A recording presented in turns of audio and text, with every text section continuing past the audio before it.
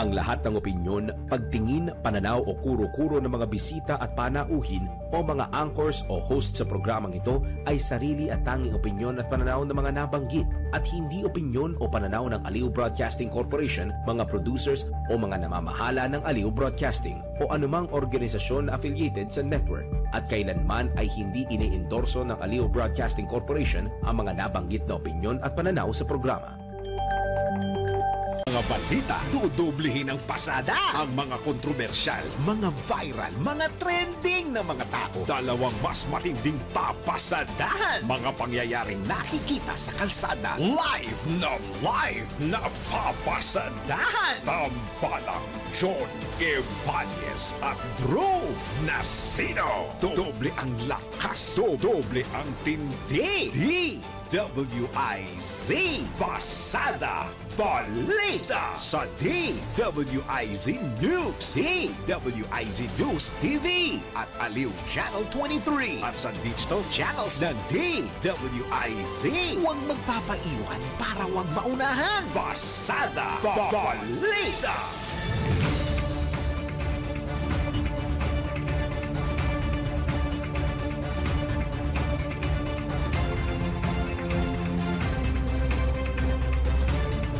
Narito ng headline sa Pasada Balita ngayong araw ng Huwebes, 11 sa buwan ng Setyembre 2025.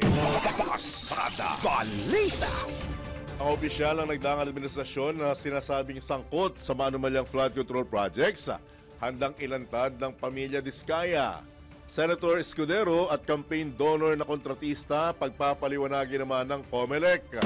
Pasada Balita. Pagpapalit ng liderato, pinabulaanan ng Kamara.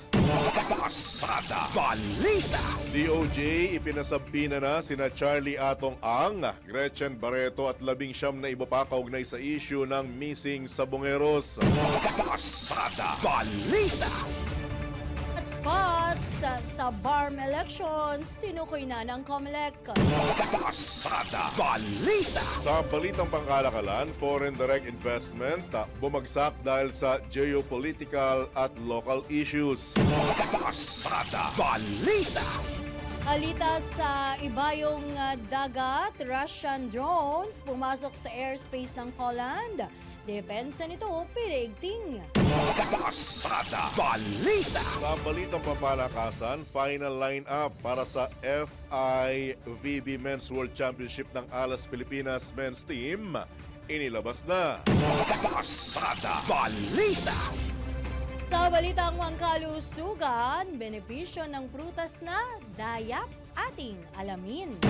Pasada Balita. At sa balitang showbiz, Maine Mendoza muling nagpahayag hinggil sa issue ng mister na si Quezon City Representative Arjo Atayde. Tambalang John Ibanez at Drew Nasino. Pasada Balita. Magandang umaga Luzon, Visayas, Mindanao, Pilipinas. Kami po inyong tagapaghatid balita, John Ibanez. Ako naman po ang inyong lingkod, Judith Estrada Larino, sa pangalan ni Drew Nasino. Pasada Balita. At ngayon, pasadahan na natin ang detalye ng mga nagbabagang balita. Pasada Balita. Handa ang mag-asawang Ate Zara at Curly Diskaya na ilantad ang mga opisyal mula sa mga nagdaang administrasyon na sinasabing sangkot sa maanumalyang flood control project. Ito mismo ang kinumpirma ni Attorney Cornelio Samaniego III, kasunod na ibinunyag ng mag-asawa na sangkot ang ilang mambabatas at opisyal ng pamahalaan sa maanumalyang proyekto. Ayon kay Attorney Samaniego, legal counsel ng pamilya Diskaya hindi nila naisama sa isinumiting joint affidavit ang mga dawit mula sa mga nakalipas na administrasyon dahil saklaw lamang nito ang mga detalye mula July 2022 alinsunod sa hiling ng Senado. Idagdag pa ng abogado na nagsumbong sila kay dating Public Works and Highway Secretary Manuel Manny Bonoan hinggil sa pangingikil. Ngunit hindi pinapansin ang kanilang hinaing. Nabatid na binanggit ni Curly Diskaya na may mga opisyal din noong panahon ni dating Pangulong Rodrigo Duterte ang nanghingi ng komisyon kapalit ng mga flood control contract. Pero nang hamunin nito ni Batangas Representative Jervil Luistro na pangalanan ng mga opisyal, iginit ni Curly na ang kanyang affidavit ay tugon lamang sa kampanya ni Pangulong Ferdinand Marcos Jr. laban sa katiwalian. Pasada Balita. Siniguro naman ng Pangulong Ferdinand Bongbong Marcos Jr. na susuriin ng bubuing Independent Commission ang mga alegasyon ng mag-asawang Sara at Curly Diskaya hinggil sa irregularidad sa mga flood control project na isiniwalat ng mga ito sa Senado. Sinabi ng Pangulo na hindi pa matatawag na revelasyon ang binanggit ng mag-asawang contractor kundi aligasyon pa lamang. Binigyan din pa ng Pangulo na ang ganitong sistema ng korupsyon ay matagal nang nangyayari na nagsimula pa noong 2003 at lumaganap sa loob ng mahigit 2 dekada. Bago matapos ang linggong ito, tiniyak ng Pangulong Marcos na papangalanan na niya ang mga miyembro ng komisyon at formal lang maisasaayos ang mandato ng mga ito. Layo ng komisyon na himayin ang bawat aligasyon, tukuyin kung paano naging normal ang kickback at iba pang irregularidad at maglatag ng mga rekomendasyong makabubuwag sa sistemang ito. Una nang tiniyak na ang Pangulo na magiging independent ang grupo na bubuin ng mga investigador, abogado at forensic accountant. Pasada Balita. Posibleng imbestigahan din ang binubuong Independent Commission ng Flood Control Project sa nakaraang Duterte administration. Ayon kay Executive Secretary Lucas Bersamin, national concern ang mga isyu ng katiwalian sa flood control project at kung sakaling may lumutang na issue. Sa ilalim ng Administrasyong Duterte, isasama ito sa investigasyon ng Independent Commission. Samantala, walang nakikitang problema si E.S. Bersamin kung ituloy ng Senado at Kamara ang sariling investigasyon sa maanumalyang flood control projects.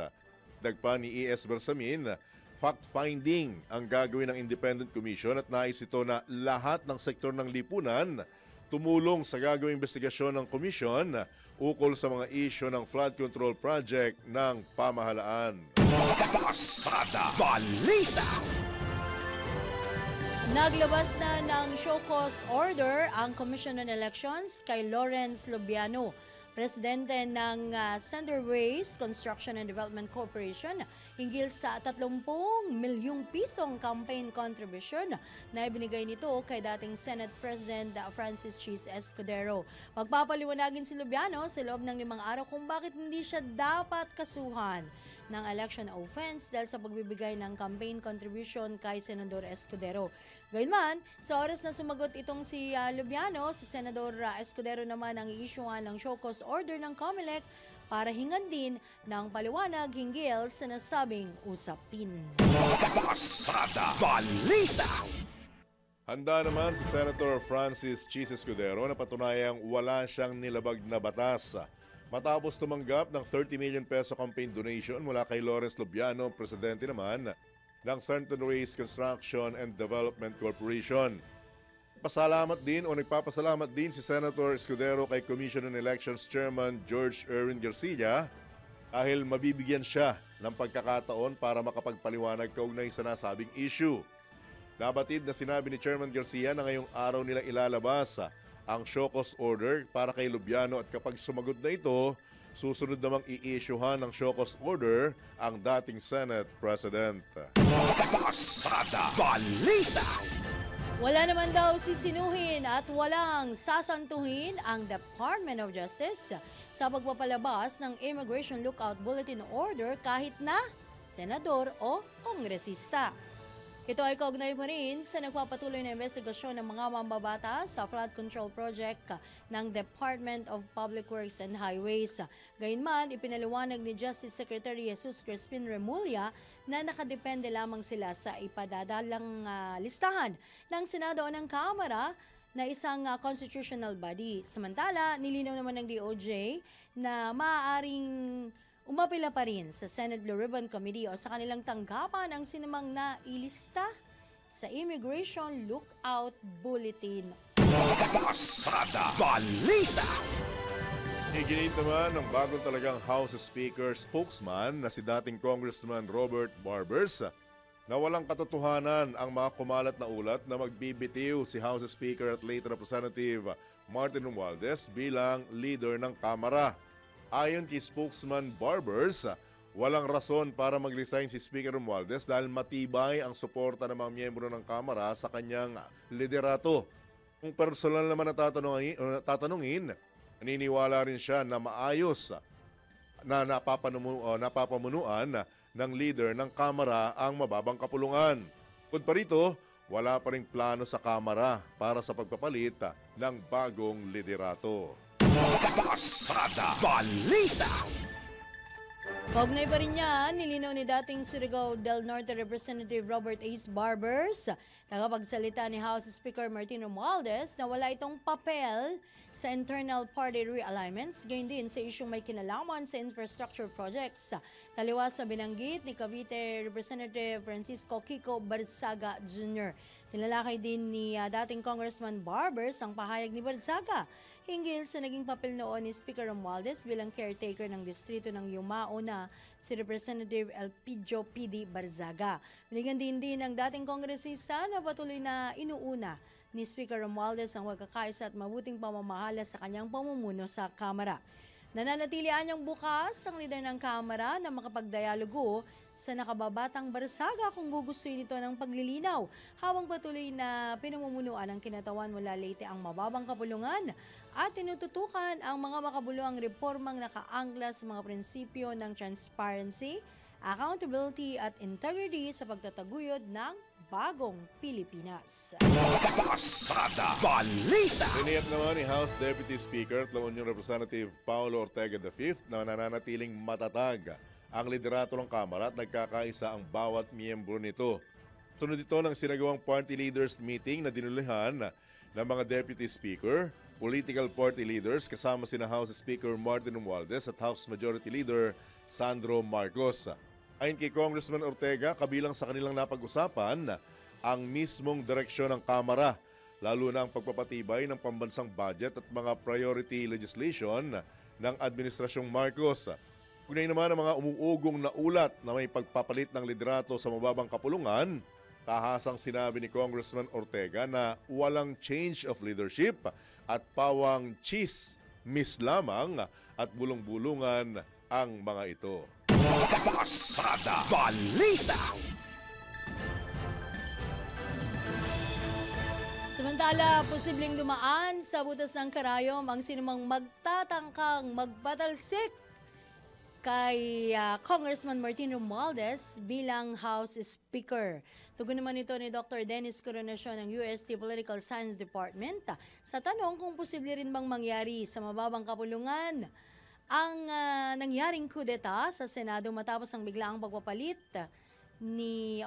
nitong si Senador Vicente Tito Soto III kay dating Senate President Francis Chis Escudero. Nagitna naman ito ng magkahiwalay na investigasyon ng dalawang kapulungan sa sinasabing maanumalyang flood control projects.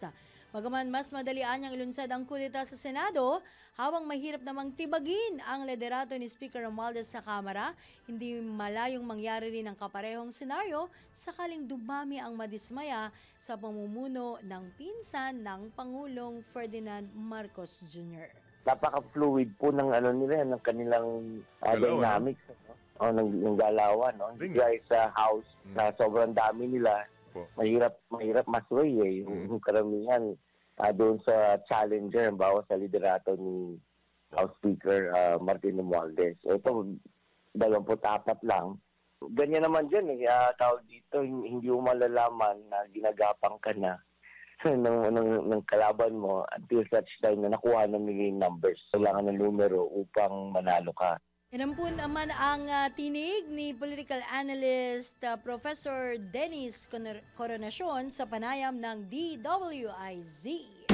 Pasada Balita. Para sa pagkakataong ito, tumanggap naman tayo ng mga pag-uulat mula sa labas ng himpilan. Liham na humihiling na mapasailalim sa Witness Protection Program ang mag-asawang Diskaya, hindi nilagdaan ni Senate President Soto. Tanya mula kay Patrol 19, Cele Ortega Bueno. Tumanggi si Senate President Vicente Soto III na lagdaan ang sulat ni dating Blue Ribbon Committee Chairman Rodante Marcoleta na kung saan ay nakapaloob ang kahilingan na mag-asawang si Sara at Pacifico Diskaya na malagay sila sa Witness Protection Program ng Department of Justice. Ayon kay Senate President Soto, hindi pwedeng makakuha sila ng proteksyon ng gobyerno gayong ang dami nilang nakuhang pera ng taong bayan. Unfair anya ito sa ating mga kababayan. Giit ni Soto, ang kailangan para maging state witness ay ibalik ang ninakaw at magsabi ng katotohanan. Iba umano ang sinabi ng mga Diskaya sa Senado o sa Senate hearing at iba rin ang sinabi nito sa pagdinig ng Kamara. Gaya daw ng sinabi ni Mayor Vico Soto na mga sinungaling ang mga Diskaya kaya hindi ganon kadali ang hiling nila na mapasailalim sa Witness Protection Program.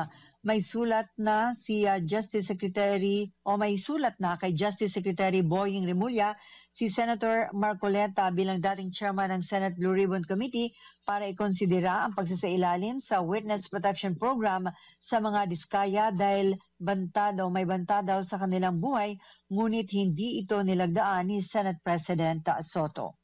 Ito sa Patrol 19, Sally Ortega Bueno para sa impilang metodong lakas sa DWIC. Nagbabalita ng tama, naglilingkod ng tama. Pasada Balita. Samantala, PBBM iginit na di niya hahayaang masayang ang budget para sa flood control projects ngayong taon. Natitirang pondo ililipat daw o i-realign sa edukasyon, kalusugan at iba pang issue.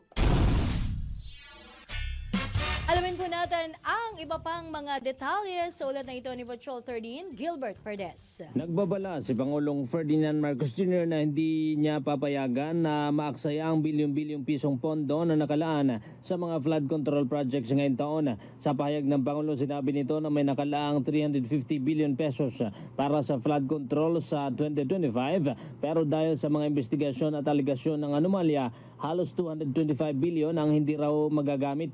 Kaya imbis na manatiling nakatenga ang pondo, sinabi ng Pangulo na ito ililipat sa edukasyon, kalusugan at iba pang kagawaran na may nangangailangan. Samantala, sinabi naman ng Pangulo na mananatili ang 275 billion pesos na pondo na mga foreign assisted projects para sa susunod na taon.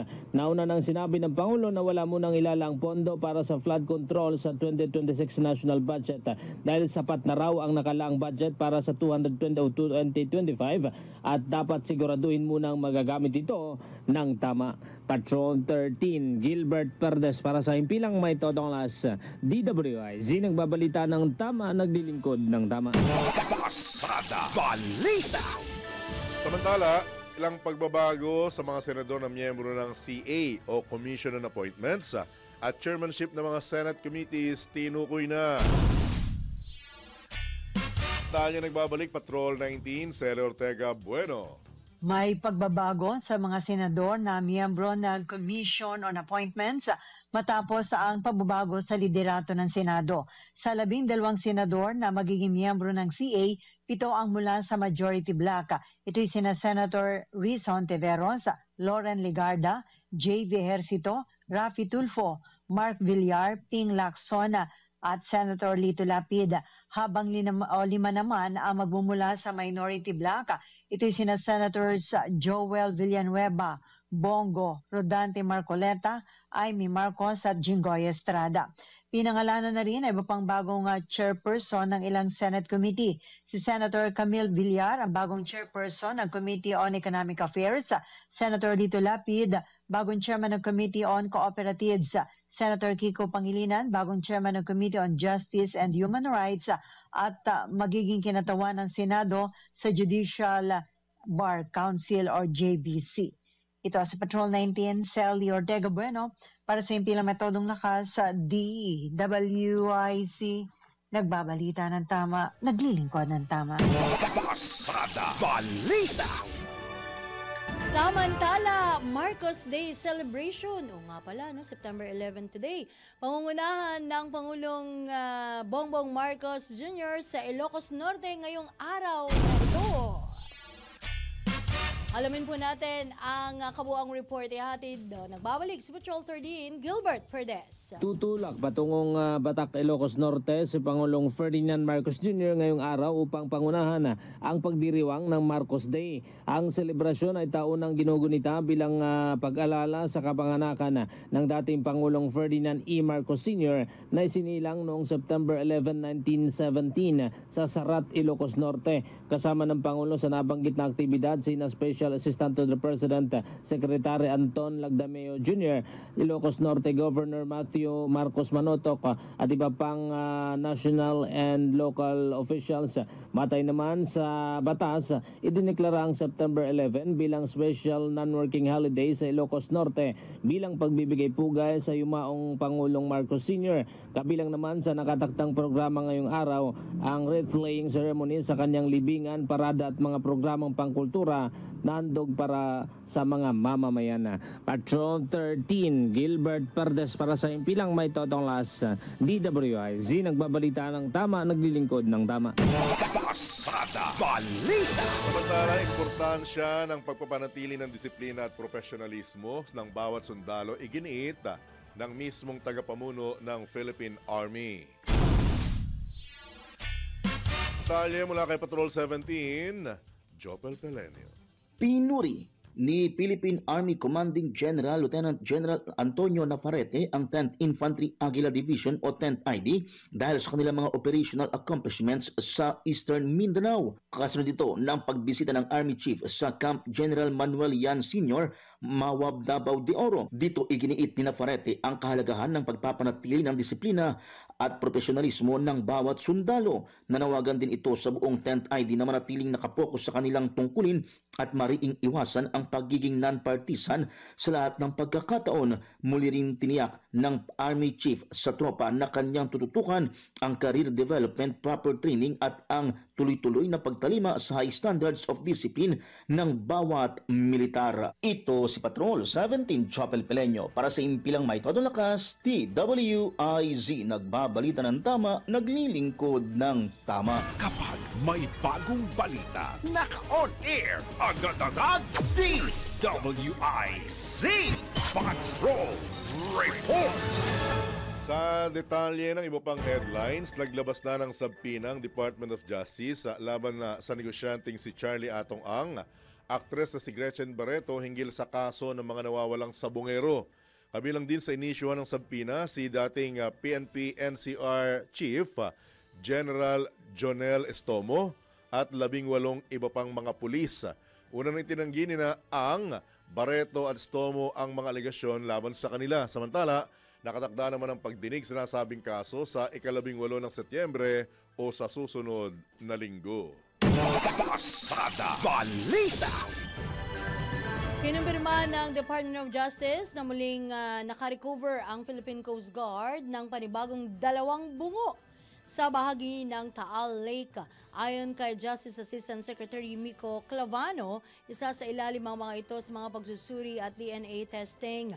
Sinabi ni ASEC Clavano na posible pang madagdagan ang mga labing nare-recover mula dyan sa nasabing lawa. Sa ngayon, nagpapatuloy pa rin anya ang search and retrieval operations sa Taal Lake kaugnay sa kaso ng missing sabongeros.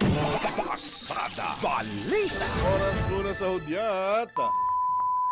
Eksakto yung punto, 26 na minuto na makalipas sa ika-6 ng umaga. Oras hatid sa inyo ng Bingo Plus. Download Bingo Plus app now on Google Play and Apple App Store for a chance to win up to 935 million pesos jackpot prize. Visit bingoplus.com to learn more. With Bingo Plus, bingo sa saya plus sa panalo. Gaming is for 21 years old and above only. Game responsibly. Keep it fun.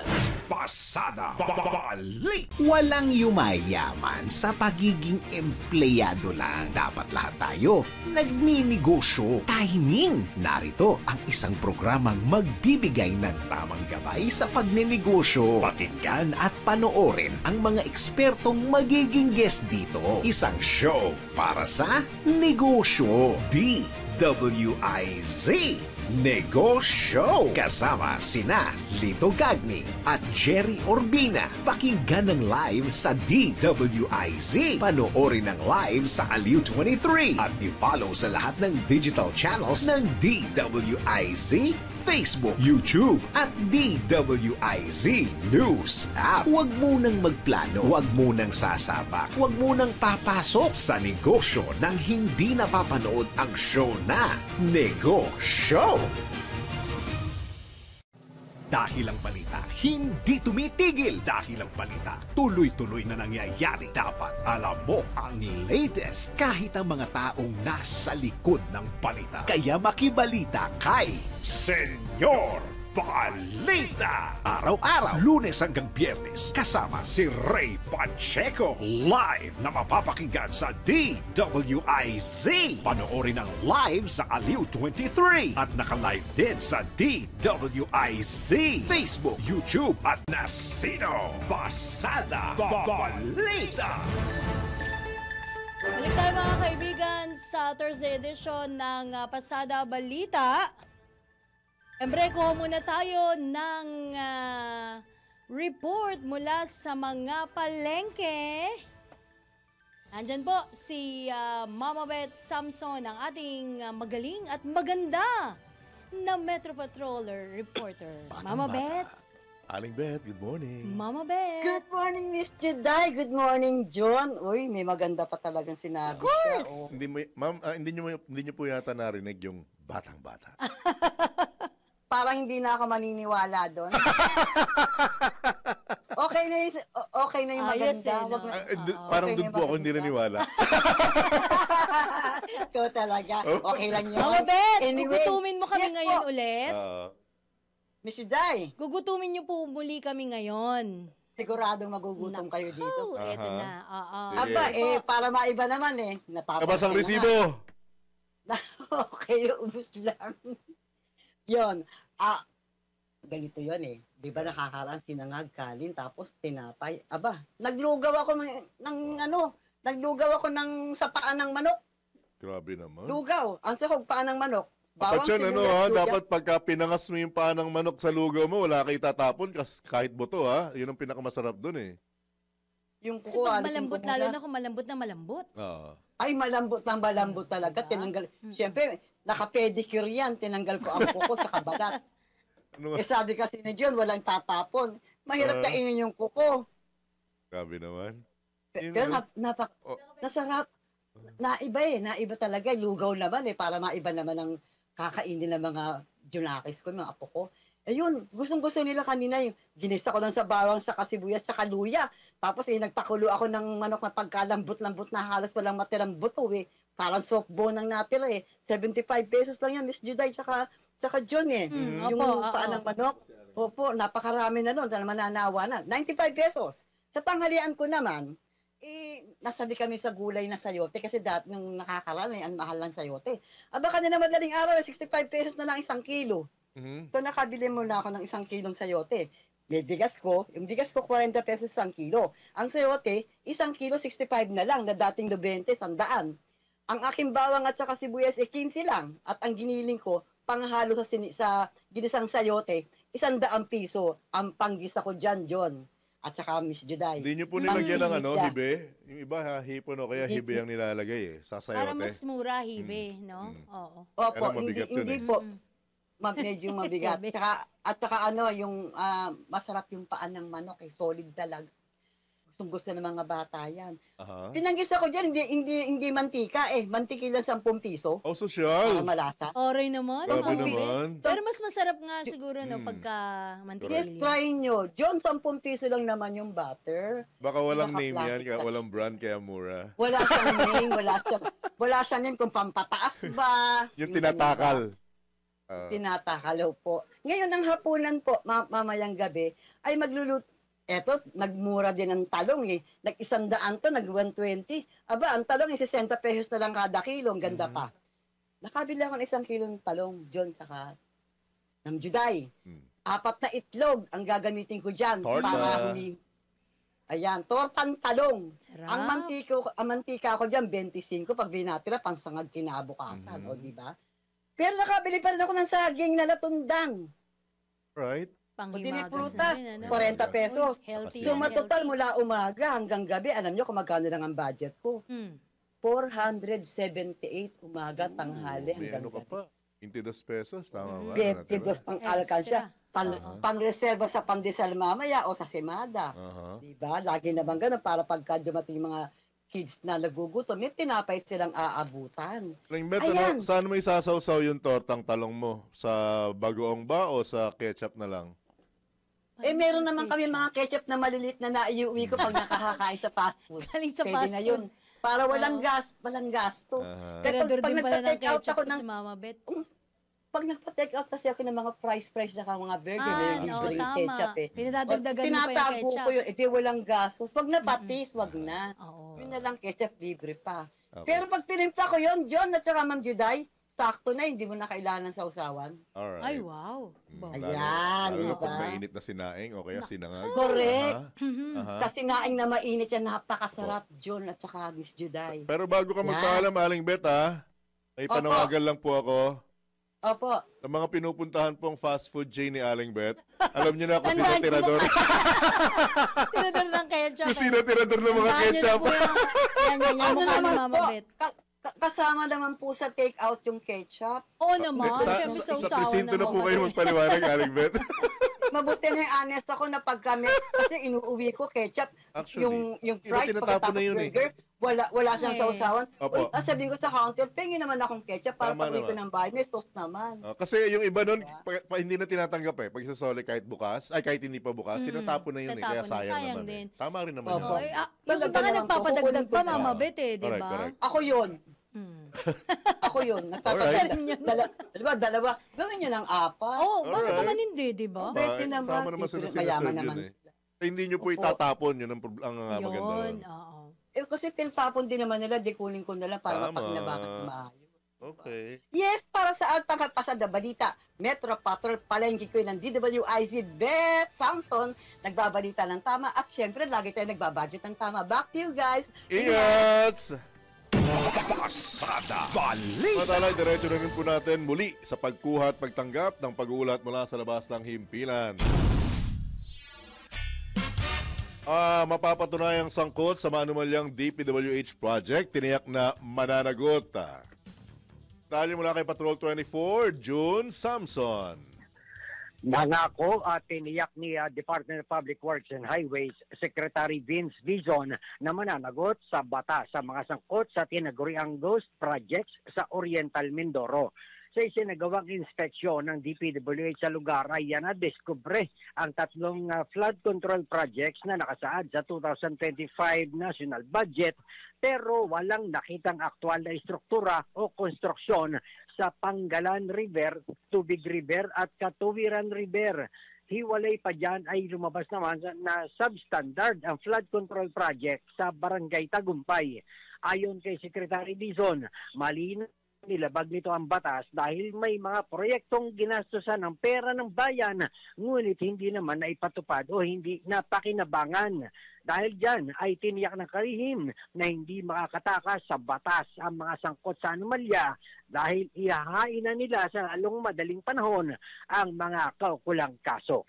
Patrol 24, June Samson para sa himpilang may todong lakas, DWIZ, nagbabalita ng tama, naglilingkod ng tama. Pasada Balita. Medyo indulgence sa Ma'am Juday, mga kabalitan-kabalitaktakan. Bigla ko lang naalala ha, na kumbaga na mapapatunayan kaya kung totoo o fake. Dapat mapatunayan or totoo kung totoo o fake. Itong nakita ko sa social media, malamang nakita na rin ng mga netizen ito. Yung binabanggit na una ng larawan, si Senator Robin Hood Padilla na habang nagfa-flag ceremony, nakalagay yung yung kamay niya sa dibdib, pero mukhang naka-dirty finger. Ay, nako. Ito, walang personalan dito ha. Kahit sino man itong senador na to, o kahit sinong mambabatas, o kahit sinong individual ito, official man ng gobyerno o hindi, paki-double check nga po natin kung genuine yung picture. Kasi kung genuine yung picture na yan, na totoong nangyari yan, ay kailangan panawagan natin ang magkaroon ng pananagutan. Kahit sino pa man yan ha, inuulit ko po, kahit sino yan pero ang matindi kasi dito, isang senador. Yan, Ang sinasabing oo. lumabas sa picture na gano'n ang ginawang attitude. Mataas na opisyal. ng Unang-una, gobyerno. napakatinding kabastos at kawalangyaan po sa natin yan, sa watawat ng Pilipinas. Pangalawa, nasa institusyon ka na tinitingala ng sambayanan. Mataas na kapulungan Yes. At kayo po ang tawag sa inyo ay kagalang-galang. Ngayon, kung mapapatunayan pong totoo, itong lumabas na picture na to sa social media na nakakitaan pong naka-dirty finger yung isang senador o Robin Hood Padilla, dapat siguro may sanction to. Di ba? Kasi parang napaka-unfair dun sa ibang mga tao na ordinaryo, lalo na ordinaryo yung iba nagkamali ng unintentional na hindi nakahinto habang nag-umaawit ng pambansang awit. Yung iba naman nakalimutang maglagay ng palad sa kanilang Sa dibdib. dibdib, oo. Pinaparusahan po yan Di ba? Ngayon, kung pero kasi napaka-imposibleng kung totoo ito at unintentional Di ba? Kitang-kita Base sa larawan, ha? Pero sabi mo nga, partner John, kailangang ma-check kung yan ba Authentic ay... at genuine. Oo, totoo. Ngayon, kung totoo yan, again isa ako sa mangungunang manawagan. Hindi dahil si Senator Robin Hood Padilla yan. Kahit sino yan. Kahit kaibigan o hindi. Basta ordinaryo man o hindi. Pag napatunayan pong totoo yan, yung picture na yan, at nangyari talaga, dapat may marigot yan. Dapat papanagutan nila yan. Diba? Correct. Kasi, ano lang ang iisipin ng ibang taong makakakita? Hindi Diba? magandang ehemplo. Oo, kasi role model kayo dyan Dapat. Tinitingala kayo, bilang mga mambabatas senador, nga kayo di ba? Yun lang ang naalala ko lang kasi baka lang makalimutan ko, magpa-Friday bukas, magwi-weekend, sigurado makakalimutan na naman yan. So pinaalala ko lang, again, no personal po dito kahit sino pong mambabatas yan or kahit sinong ordinaryong tao yan, kung mapapatunayan pong totoo yung ginawa niyang yan, dapat pong papanagutin para patas po tayong lahat. Yun lamang po, Your Honor. Salamat sa pagkakataon. Iba pang detalye ng headlines, tinukoy na ng Commission on Elections ang 12 munisipalidad sa Bangsamoro Autonomous Region in Muslim Mindanao na isinailalim sa red category bilang areas of concern para sa BARM parliamentary elections. Mula sa nasabing bilang, 6 na municipality ang nasa Lanao del Sur, 5 sa Maguindanao del Sur at 1 sa Basilan. Matala tiniyak naman ni Comelec Chairman George Erwin Garcia na nananatiling generally peaceful ang sitwasyon sa Bangsamoro Region at wala pa namang lugar ang isinasailalim sa Comelec control. Itinakda sa October 13 ang kauna-unahang BARM parliamentary elections. Pasada Balita. Samantala, duda si Pangulong Ferdinand Bongbong Marcos Jr. sa alegasyon ng mga diskaya na sangkot si Speaker Martin Romualdez sa anomalya sa flood control projects.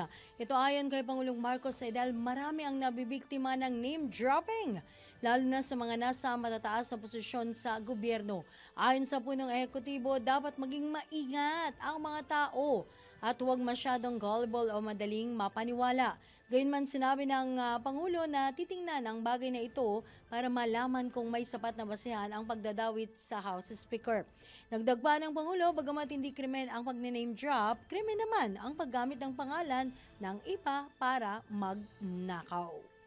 Pasada Balita. Kumpiyansa si Pangulong Ferdinand Marcos Jr. na mananatiling matatag ang legislative agenda ng kanyang administrasyon sa kabila ng pagbabago sa pamunuan ng Senado. Ayon kay Pangulong Marcos, matagal nang may galaw sa loob ng Senado na humantong sa pagpapalit ng liderato kaya't hindi na itinuturing na biglaan ang naging desisyon ng mga senador. Itpa ng Presidente, internal matters na ng Senado ang pagpili at pagpapalit ng kanilang leader at wala itong magiging epekto sa mga napagkasunduan ng ehekutibo at lehislatura. Naniniwala rin si President Marcos Jr. na hindi magdudulot ng malaking pagbabago ang muling pag-upo ni Senator Tito Soto bilang Senate President sa mga legislative agenda ng administrasyon na una nang napagkasunduan sa ilalim naman ng pamumuno ni dating Senate President Francis Chis Escudero. Pasada Balita. Aminado ang isang political analyst na ikinagulat niya ang hindi pangkaraniwan at biglaang pagpapalit ng liderato at balasahan sa Senado sa gitna ng investigasyon sa sinasabing maanomalyang flood control projects. Isa sa nakikita ni Professor Dennis Coronacion ng UST Political Science Department na dahilan ang negatibong epekto sa kredibilidad ni dating Senate President Francis Cheese Escudero matapos mabunyag ang pagtanggap nito ng 30 million peso campaign donations mula sa isang government contractor. Naniniwala rin si Professor Coronacion na may bahid politika ang isinasagawang investigasyon ng Senate Blue Ribbon Committee hinggil sa flood control projects noong pinamunuan ito ni Senador Rodante Marcoleta na maaring kabilang din sa naging mitya ng Rigudon sa Senado. Well, ang nakikita ko pong isang dahilan, una na dyan yung nayugnay siya dito sa issue na to, no? Although hindi naman, i-deny naman niya to, yung bang parte na sinasabi ng isang, I think, contractor na umano'y kaibigan raw niya at nagsabi during, I think, inamin, during the investigation at the House of Representatives na meron siyang binigay na 30 million na campaign donation. Nakasira ho yun ang imahe at kredibilidad ng dating Senate President Cheese Escudero. Posible rin anyang nakita ng ilang senador na tatamaan sila ng investigasyon kaya't sumama sa grupo na nagpatalsik kay Senador Escudero at naglukluk naman kay Senador Vicente Tito Soto bilang Senate President. Parang itong Senate investigation tukol dito yung pinangungunahan nga nitong Senate Blue Ribbon Committee under the leadership of Senator Marcoleta. Parang parang lumalabas ginagamit laban parang may halong politika na investigasyon. So may mga ilang bagay na nambawa hindi na isiwalat. Tapos at the same time para may pinupuntirya. Ito naman mga kaibigan ang tinig ni political analyst Professor Dennis Coronacion sa panayam ng DWIZ. Pasada Balita. Naniniwala rin ang political analyst na si Dr. Dennis Coronacion na may posibilidad na muling mabuhay ang impeachment case ni Vice President Sara Duterte matapos ang biglaang pagpapalit ng liderato sa Senado. Ipinunto ni Professor Coronacion mula sa UST Political Science Department na ang malaking pagbabago sa hanay ng mga senador mula mayorya at minorya posibleng magbigay daan para isulong muli ang impeachment. Sa ngayon, malinaw anyang hawak ng bagong liderato ng nagbabalik na si Senate President Vicente Tito Soto III ang numero upang itulak ang pagpapatalsik sa pangalawang Pangulo na ilang buwang naon siyami sa panahon ni dating Senate President Francis Escudero. Tingin ko malaki ang posibilidad na buhayin yung Senate President Tito Soto. Kasi I think right after he was elected as senator, hanggang so napag-uusapan yan, I think dun sa time na they had to decide kung dapat ba yung i-dismiss na. So very clear si Senate President Tito Soto and very consistent in kanyang position regarding the impeachment trial of the Vice President. So tingin ko itutuloy niya yan, i-revive niya yan, bubuhayin niya yan, tapos magkakaroon ng impeachment trial. Naman po ang tinig ng political analyst na si Professor Dennis Coronacion sa panayam ng DWIZ. Pasada Balita. Oras muna sa udyat. Engineer Gildion Daman Reyes. Ba't tumawa ka? Ha? Daman. Magaling yan. Diba? Kala ko pinatay yung yung mikropono. Hindi. Binuksan ko na. Okay. Ito na. 46 na minuto na po makalipas ang ika-6 ng umaga. Balik tayo sa ating mga balita dito sa Pasada Balita. Ay nanalo na. Naiuwi na ng isang mananaya mula sa Batangas ang mahigit 386 million pesos na jackpot prize sa Ultra Lotto 658 nitong nakalipas na Agosto 22. Inaya ng maswerteng better ang winning numbers combination na 013444275716 sa National Road Barangay Bolbok, Batangas City. Ayon sa nagwagi, ilalaan niya ang kanyang napalanunan sa pagpapatayo ng maliit na negosyo, pagtiyak sa mabuting kinabukasan ng kanyang mga anak at magbibigay ng suporta sa kanyang mga kapatid. Alinsunod naman sa Tax Reform Acceleration and Inclusion o Train Law, ang mga premyong mahigit sa 10,000 piso ay kakaltasan ng 20% buwis o tax at kailangang makuha sa loob ng 1 taon makalipas ang draw date. At kung lumampas naman ito sa itinakdang petsa, hindi na ito makukuha. Nakasaad naman ito sa Republic Act 1169. Isinasagawa po ang Ultra Lotto 658 draws tuwing mga araw ng Linggo, Martes at Biyernes, alas 9 ng gabi sa PCSO Games Online Hub Facebook page at iba pang news stations. Sa bawat taya, may kawang gawa. Pasada Balita.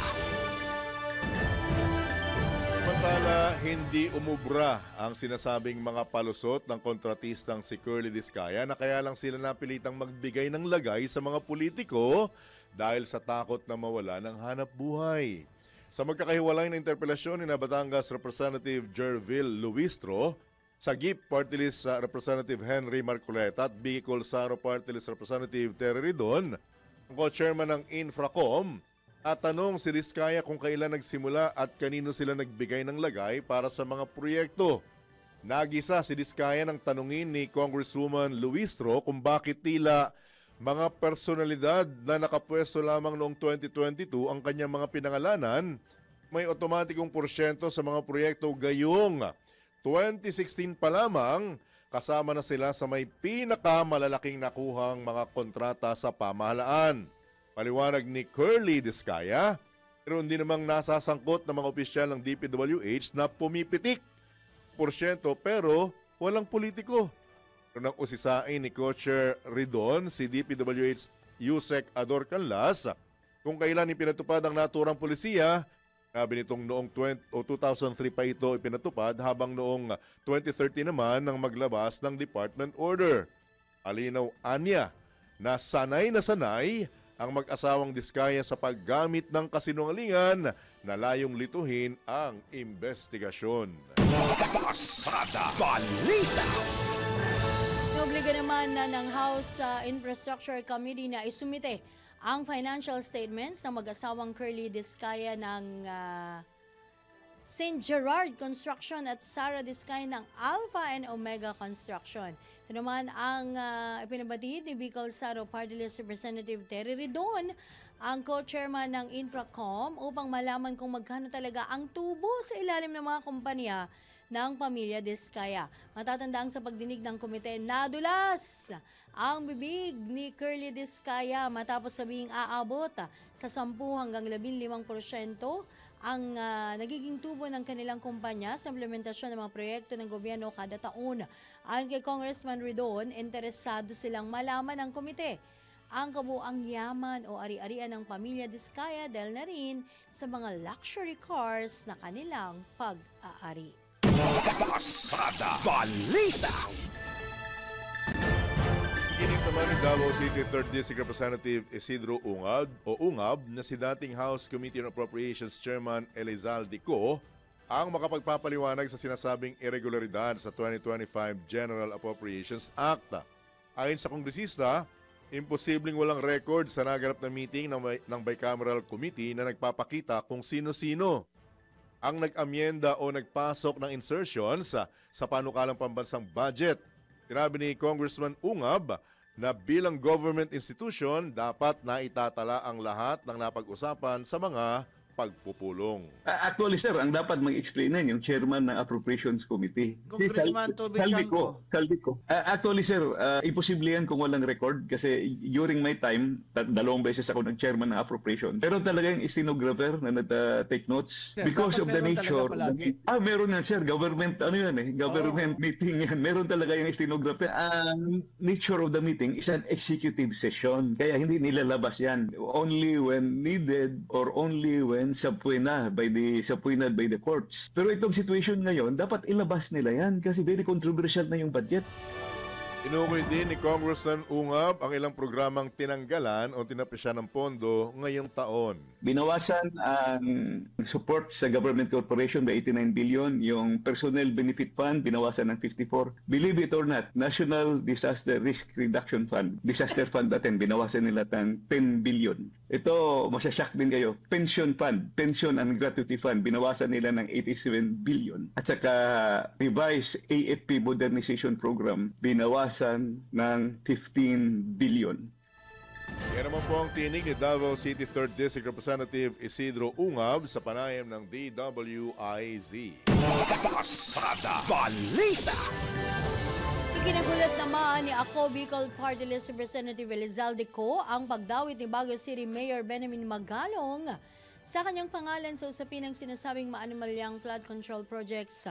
Bigyan din ni Representative Co na hindi siya sangkot sa anumang maling hakbang, lalo na ang paratang ni Mayor Magalong na hindi man lang sinasabi kung ano ang eksaktong ginawa niya.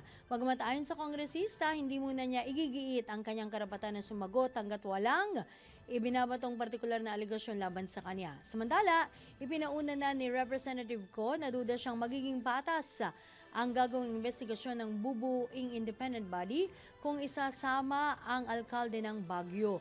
Anya, hindi pa nagsisimula ang pagsisiyasat, kinakaladkad na ang kanyang pangalan at nagsasalita na si Mayor Magalong sa media na nakabase anya sa intriga o sabi-sabi. Nabatid na sa isang pulong balitaan, tahasang inihayag ng alkalde na si Representative ko ang sinasabing mastermind sa issue ng flood control projects. Pasada Balita.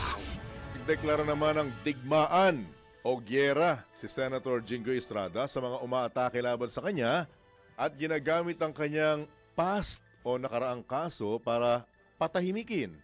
Ayon sa senador, agaw pa nagsimula ang pagdinig ng maanumalyang flood control projects, sinabihan na siya na posible siyang maging target ng investigasyon sa mga sinasabing maanumalyang proyekto dahil sa naging kaso niya kaugnay sa pork barrel scam na hinarap naman niya sa korte kung saan napawalang sala siya.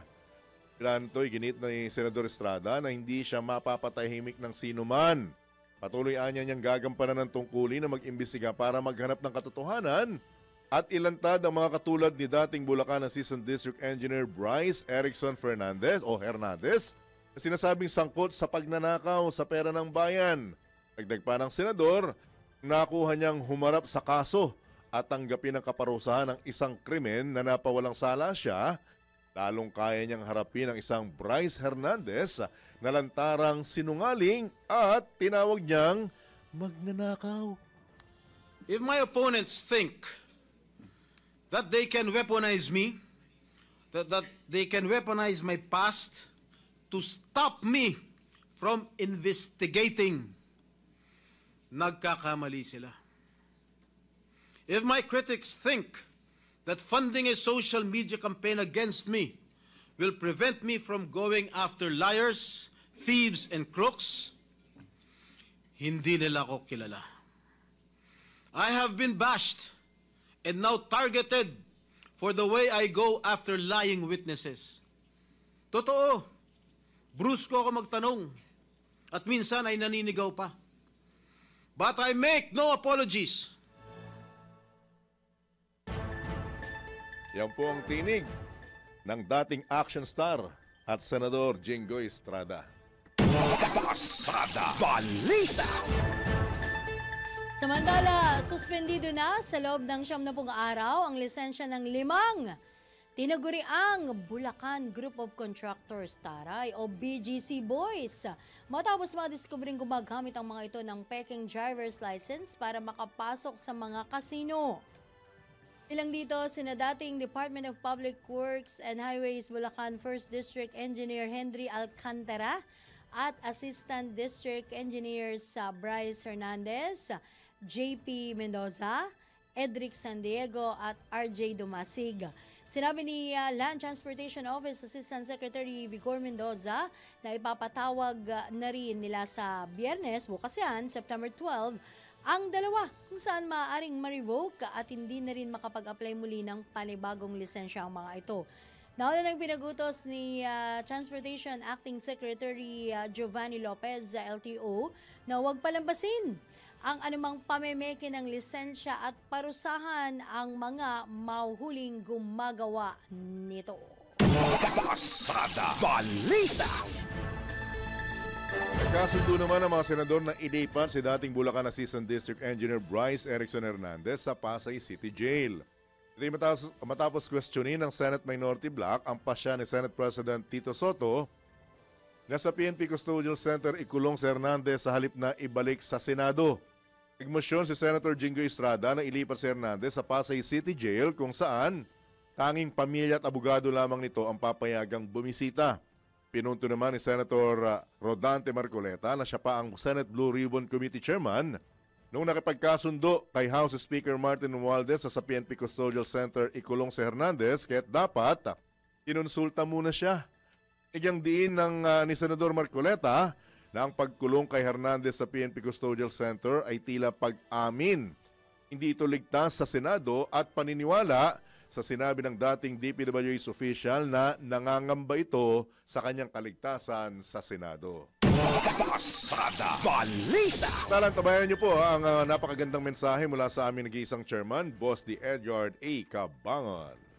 Tambalang John Ibanez at Drew Nasino. Pasada Balita.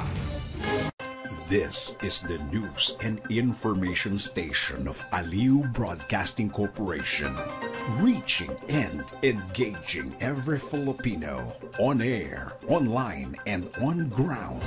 Ito ang bagong DWIZ 882, nagbabalita ng tama, naglilingkod ng tama. Proud member of ALC Group of Companies.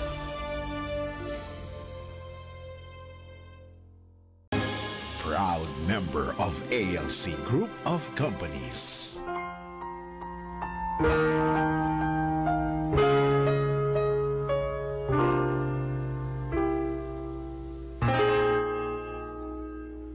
At sa pagkakataon po, tanggapin po natin ang tinatawag na A Code to Live and Share. Life's journey has its twists and turns, its curves and zigzags, its crossroads and dead ends. Sometimes you lose track. Nevertheless, you have the chance to find new ways and means to get back on track. So if life were a journey, take the road less traveled. Choose God's way and not yours. Think good, thank God, thank God. Have a great day ahead and God bless you. Yan po ang A Code to Live and Share. Po sa aming nag-iisang chairman, Boss D. Edgard A. Cabangon ng Aliu Broadcasting Corporation.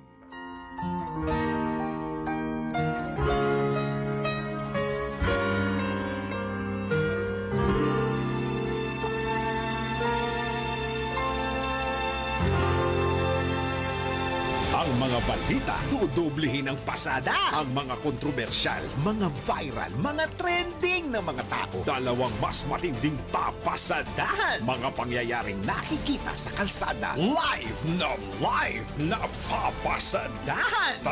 John Ibanez at Drew Nasino. Doble ang lakas, doble ang tindi. DWIZ Pasada Balita sa DWIZ News, DWIZ News TV at Aliu Channel 23 at sa digital channels ng DWIZ.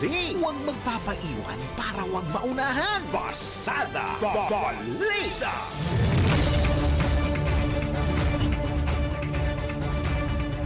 Muli na rito ang headline sa Pasada Balita ngayong Thursday, September 11, 2025. Pasada Balita.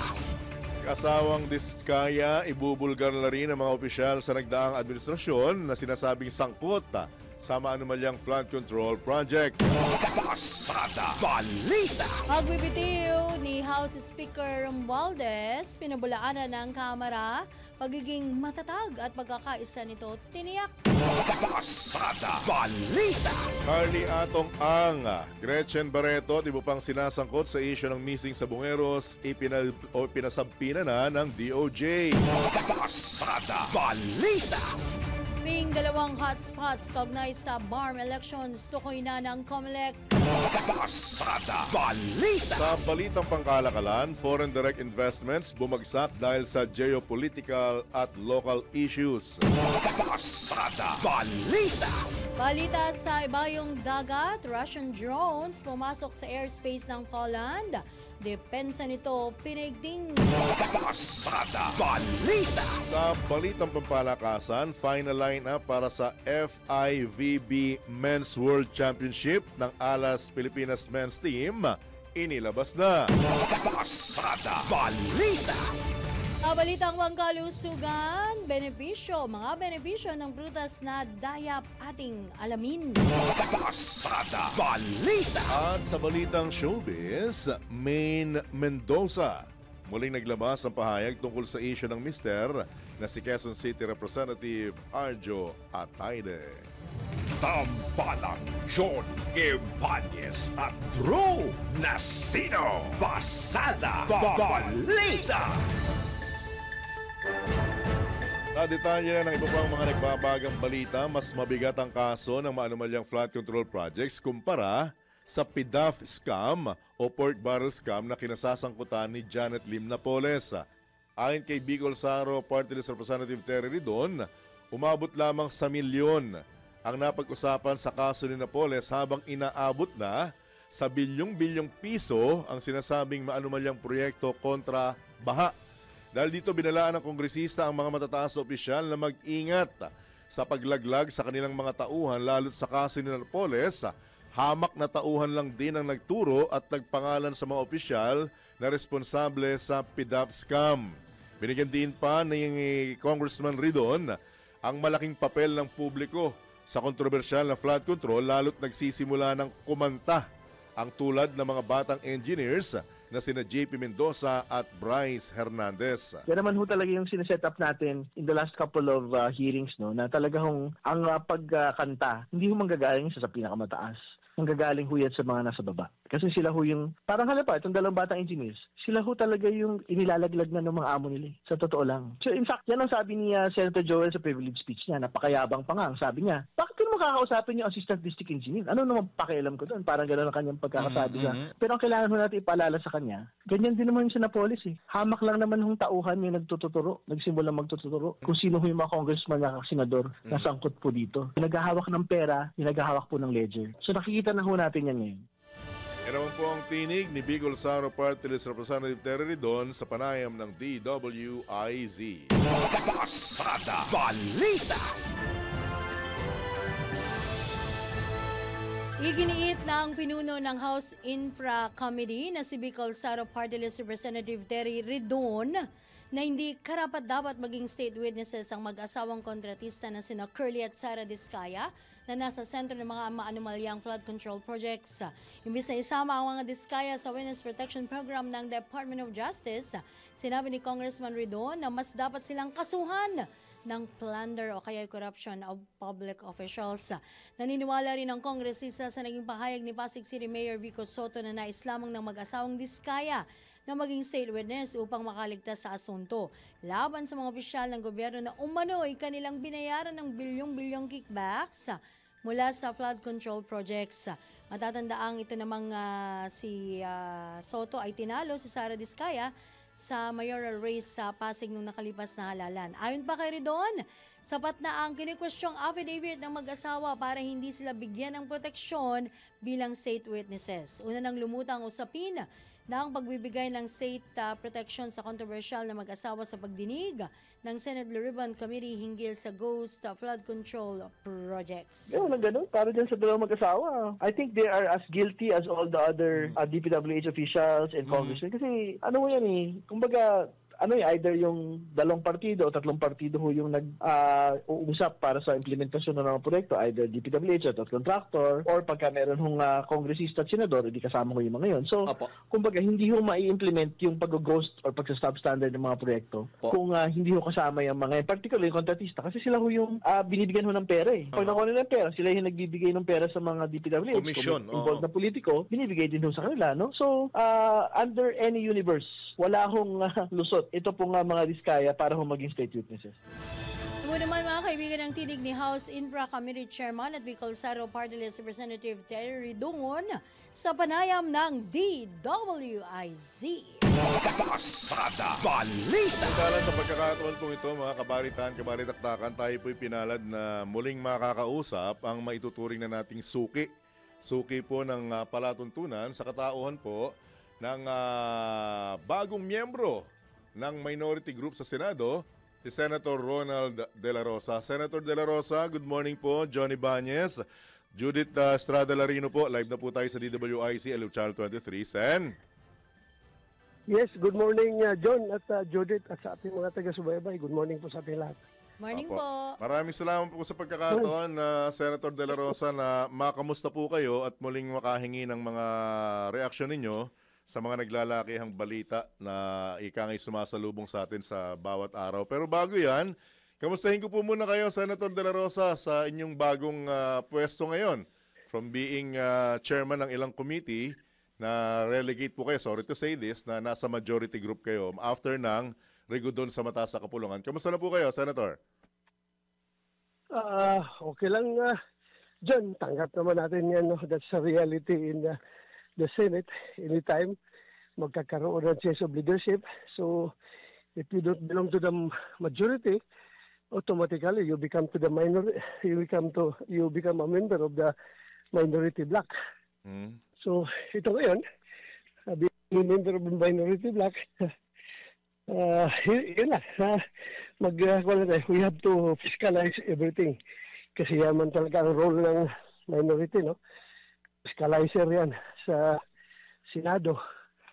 So, yun po ang ating gagampanan ngayon. And medyo hinay-hinay mo na sa lakad. Mukhang nag-exercise ka. Jogging ka ba? Nag-walking. Nag-walking ako dyan. Walking. Okay, hinto muna. Alright. Hinto muna kasi baka isipin ng mga nakikinig sa atin eh. Ibang dating ng ano mo dahil hinihingal ka eh. Anyway. Ayan. Okay na, Sen? Ikaw ha. Excited yung iniisip mo ha. Hindi naman, Sen. Hindi naman. Babae itong kasama natin, Sen. Hindi naman. Anyway. After mapunta sa minority group, ano na po ang mga aktibidad ninyo? Ngayong nagpapatuloy po pa rin kasi ng mga investigasyon kaugnay dito sa maanumalyang flood control project. Ano na po ang galaw ninyo? Dahil nga sinasabi nyo, fiscalizer. So tuloy pa rin ang ikangay buga at laban ng mga senador kahit nasa minority. Yes, tuloy pa rin. Hindi naman natatanggal lang yung power mo sa chairmanship ng committee, no? Hindi ka na chairman, pero still, being a member of the Senate, you can participate in all the discussions, all the investigations that are taking place sa Senado. So, lahat yan, yung ghost project, yung flood control, tutuloy-tuloy natin tayo participate dyan. Senator, good morning po. Si Judith Estrada Larino po ito. Senator, singit ko lang. May naibigay na po ba sa inyong komite? Or pwede ho ba kayong no way, ayoko yan. Pwede tumanggi. Oo. So far no, yung hawak ko na komite dati, nung nasa majority block pa ako, ay yung Committee on Public Order and Dangerous Drugs, at saka yung isang committee ng Civil Service, Government Organization, and Professional Regulation. I was informed na yung Public Order and Dangerous Drugs ay kinuha na sa akin at ibinigay kay Senator J.B. Ejercito. Okay. At ito namang sa Civil Service, I am just waiting for the instructions kung ma-retain ba ito sa akin or merong kukunin ito sa akin in favor of any member of the majority. So hintayin lang po ako kung anong mangyari. Right. Yung segue na kami with your indulgence, Senator De La Rosa. Yes, Jan. Binabanggit mismo ng Department of Justice na mukhang magiging witness na nila laban kay dating Pangulong Rodrigo Duterte, itong dating si Police Colonel Garma. Any reaction on this, Senator? Wala na. Expected naman natin yan. No? Matagal naman yan nilang ginagawa, di ba? Matagal na nila yung plano. So, hintay lang tayo how these things will play out doon sa ICC. Hintay lang natin. Nagkaroon po ng postponement na bali mukhang mismong sa panig ng depensa ni dating Pangulong Duterte nang galing yung kahilingan na wag munang ituloy yung pagdinig. Okay po ba sa inyo to? Any reaction on that? Yes, kung depende sa determination ng defense lawyer ni Pangulong Duterte dahil the reason for the postponement was unfit to undergo trial daw. So, yun siguro. Baka may sakit yung matanda at hindi kayang mag-undergo ng trial. So, request yung defense lawyer na i-reschedule muna to a later date dahil siguro nga baka may problema sa health si Pangulong Duterte. Opo. Pero mukhang may conflict sa kahilingan ni Attorney Kaufman dahil ipinalo up niya na humiling siya ng interim release at pabalikin sa Pilipinas. Di ba parang kung hindi ka fit humarap sa pagdinig, di ba mas mahirap kang ibiyahe ng eroplano, Senator De La Rosa? Ano po tingin niyo doon? Wala pang problema yung biyahe kasi matulog ka lang naman sa aeroplano, hindi ka mag-iisip noon. Yan lang. Pero pag mag-trial, you will be bombarded with direct and cross examinations. So, stressful talaga. Mas stressful ang trial kaysa magbiyahe. Nakahiga ka lang naman. Lalo na kung doon ka sa yung business class. Pwede ka pa mahiga doon. Matulog. Makapag-relax pa, Senator. Kapag relax, opo. Sen, paki-describe mo nga sa akin ano itsura ng business class. Pwede kang humiga. Pwede kang humiga yung makita mo naman yan sa mga post sa Facebook, no? Kasi nung muling bumiyahe ko na 13 hours, hirap na hirap ako kasi hindi ko man lang ma-stretch yung paa ko eh. Kasi sa maikling lang ako napasakay. Anyway, so ano ina-expect natin? Balik ulit ako sa Senado with your indulgence, Senator De La Rosa. Ano ina-expect natin sa mga susunod na araw? Kung masusundan pa itong mga pagdinig na to at yung mga bagay na tinatalakay nyo, nga pala, mukhang may tendency ibalik o buhayin yung impeachment laban kay VP Sara. Any comment on this, Senator De La Rosa? Wala na yan. Nasa plano na nila yan talaga. Tutuloy nila yan. So, we are expecting na i-refile nila yan next year. Sige lang, tingnan natin. Tingnan natin kung anong mangyari.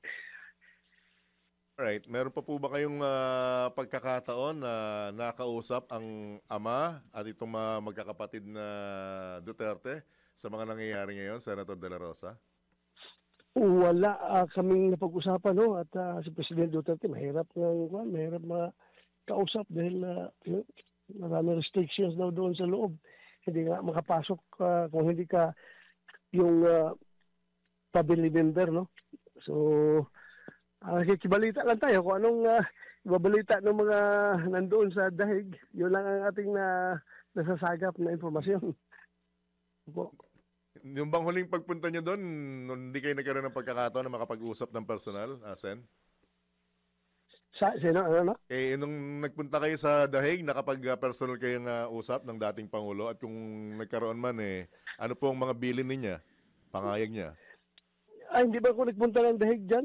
Hindi ako nagpunta ng dahig. Okay, sorry. Kala ko nakasingit kayo papuntang dahig before pala. Right? Wala, hindi ako nakapunta. Ano ka ba, Wala ka Sen? bang planong mag-business class papuntang Hague?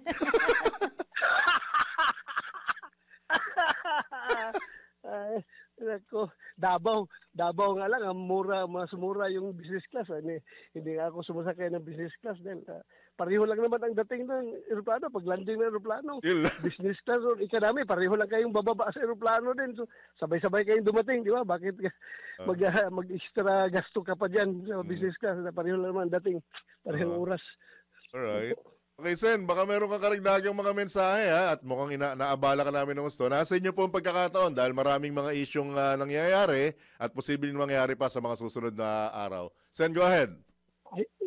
Yan, yung aking pakiusap sa ating mga kababayan na tumulong kayo maging vigilant dito sa mga ginagawang investigasyon. Huwag niyong hayaan na ito'y malibing sa limot lamang afterwards. Kailangan diinan natin ito dahil napakalaki pong anomalya ito at hindi po pwedeng palalagpasin. Involved po dito yung future generations ng mga Pilipino na nalilibing sa utang. Grabe kalaki na ng utang ng ating gobyerno at yun pala ay pinatatalo lang sa kasino nitong mga corrupt na mga opisyalis na ito. So, huwag natin itong tatantanan na magmatyag kayo, magmonitor kayo dahil lahat tayo dito involved, lahat tayo dito biktima. Whether or kung saang political side ka, lahat tayo dito tinamaan being Pilipino. So, yun lang po ang pakiusap ko dyan sa ating mga kababayan. Paul ko lang, anong reaction ninyo? Mukhang ginugroom si dating PNP General at Baguio City Mayor Benjamin Magalong sa Independent Commission. Okay ba sa iyo ito? Welcome sa iyo, Senator. Well, maganda po yan. I know him to be a person of courage, integrity, and loyalty. Yung si Mayor Magalong na yan, humahanga po ako sa kanyang professionalism at yan ang tao na hindi mo makukurap. Talagang titindig yan para sa katotohanan. Hindi po yan nakukurap. I can just recall nung siya yung chairman nung board of inquiry doon sa Mamasapano Massacre. I was a member of that committee. Siya yung boss ko. Under niya kami at nakikita ko yung panindigan niya na talagang kahit anong mga discouragement na pinaparating sa kanya para hindi idiin yung dating Pangulong Pinoy, Pangulong Aquino, because of commander responsibility, then hindi siya natitinag. Talagang nilabas niya yung findings na nakikita namin doon sa aming pag-iimbestiga. So, yun na.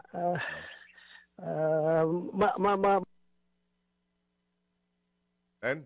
Ng Pilipino sa investigasyon na yan kung siya ang mag-head. Right. Senator, panghuli na lang, pinapakamusta po kayo ni, kilala nyo ba to, Dr. Lawrence Asierto? Dating ko yan. Dating kumsik ko yan sa public order and dangerous drugs, pero hiwalay mo na kami ngayon. Hiwalay mo na. Hiwalay kayo. Good morning daw po, Senator. Buti maaga kayo nagising. Sabi ko naman, maaga kayo nagigising palagi. Alright. Salamat po. Sige, salamat ha. Salamat sa inyo. Salamat. Okay, salamat, Senator. Ingat. Tuloy mo na yung exercise. Thank you po. Good morning. Ingat. Good luck. Yan po, mga kabalitaktakan, ang suki na ng palatuntunan ito, si Senator Ronald De La Rosa. Pasada Balita! Samantalang pinabulaanan mismo ni Baguio City Mayor Benjamin Magalong, nakasama siya sa bubuing Independent Commission na sisiyasat sa malawakang korupsyon sa flood control projects. Ito'y matapos lumabas ang ulat na kabilang ang alkalde at si dating Public Works and Highway Secretary Babe Singson sa mga itinalaga ni Pangulong Ferdinand Marcos Jr. para sa nasabing Independent Commission. Liwanag ng alkalde, wala pa itong impormasyon kung sino-sino ang opisyal na magiging bahagi ng grupo. Inman, kung sakaling mapasama si Mayor Magalong sa mga mapipili, bukas siyang tanggapin ang tungkulin at nakahanda ring usumite ang lahat ng dokumento kaugnay ng maanumalyang flood control project. Dagdag pa ng alkalde ng lungsod ng Baguio, May tiwala siyang may estrategyeng sinusunod si Pangulong Marcos Jr. sa pagpili ng mga individual na bubuo sa Independent Commission. Pasada Balita!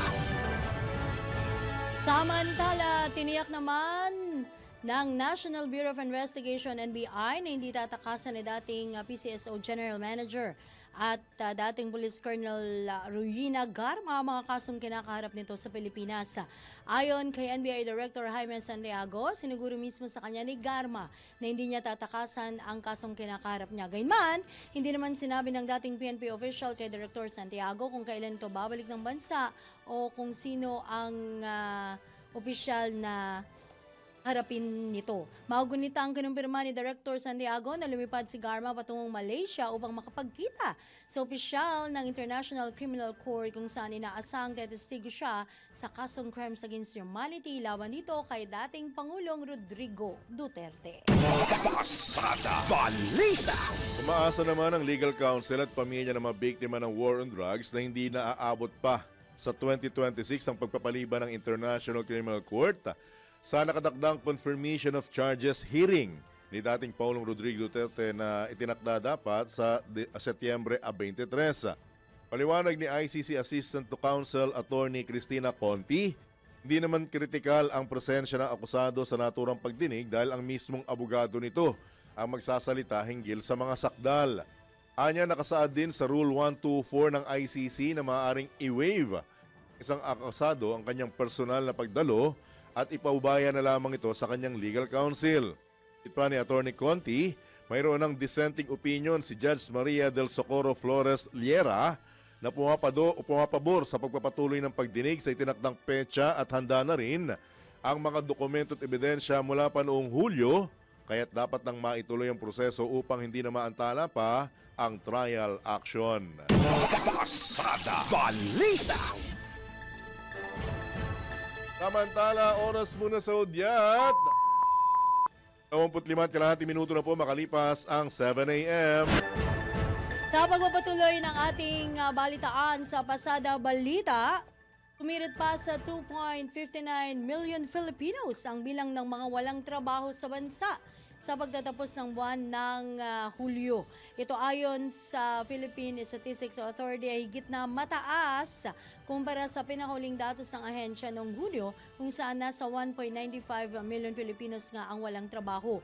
Ayon kay PSA Chief at National Statistician Claire Dennis Mapa, katumbas naman ito ng 5.3% unemployment rate mula sa kabuuang 48.64 million Filipinos na tumugon sa Labor Force Survey na aktibong naganap ng trabaho sa nasabing buwan. Mas mataas naman ito kumpara sa 3.7% na naiulat nung nakalipas na buwan.